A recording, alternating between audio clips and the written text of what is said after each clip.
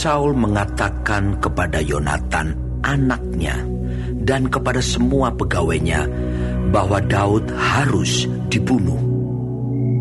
Tetapi Yonatan anak Saul sangat suka kepada Daud, sehingga Yonatan memberitahukan kepada Daud, ayahku Saul berikhtiar untuk membunuh engkau. Oleh sebab itu, hati-hatilah besok pagi. Duduklah di suatu tempat perlindungan dan bersembunyilah di sana. Aku akan keluar dan berdiri di sisi ayahku di padang tempatmu itu. Maka aku akan berbicara dengan ayahku perihalmu.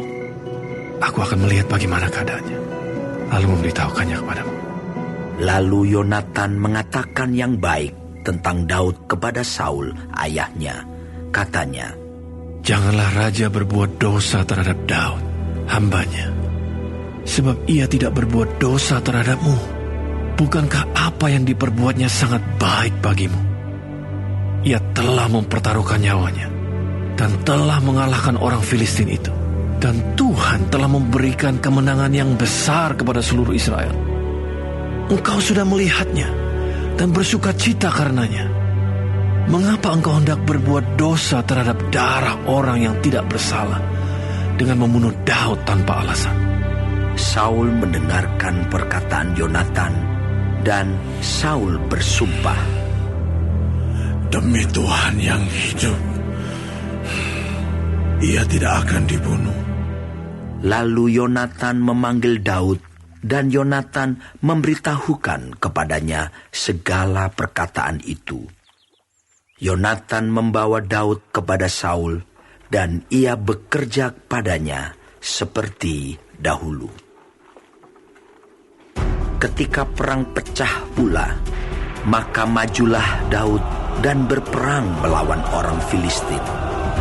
Ia menimbulkan kekalahan besar di antara mereka, sehingga mereka melarikan diri dari depannya. Tetapi roh jahat yang daripada Tuhan hinggap pada Saul ketika ia duduk di rumahnya dengan tombaknya di tangannya, dan Daud sedang main kecapi. Lalu Saul berikhtiar menancapkan Daud ke dinding dengan tombaknya. Tetapi Daud mengelakkan tikaman Saul, sehingga Saul mengenai dinding dengan tombak itu.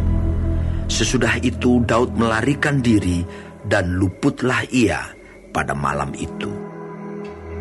Kemudian Saul mengirim orang-orang suruhan ke rumah Daud untuk mengamat-amatinya dan untuk membunuh dia pada waktu pagi.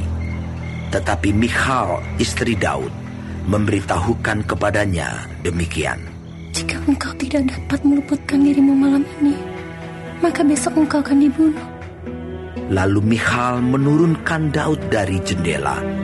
Ia pergi melarikan diri, dan luputlah ia. Sesudah itu Michal mengambil terafim dan menaruhnya di tempat tidur. Ditaruhnya sehelai tenunan bulu kambing di bagian kepala, dan ditutupinya dengan selimut. Lalu Saul mengirim orang-orang suruhan untuk mengambil Daud. Tetapi perempuan itu berkata, ia sakit. Sesudah itu Saul mengirim orang-orang suruhan itu untuk melihat Daud.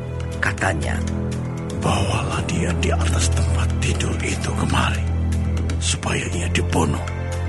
Lalu masuklah para suruhan itu ke dalam, dan tampaklah ada terafim di tempat tidur dengan sehelai tenunan bulu kambing di bagian kepala.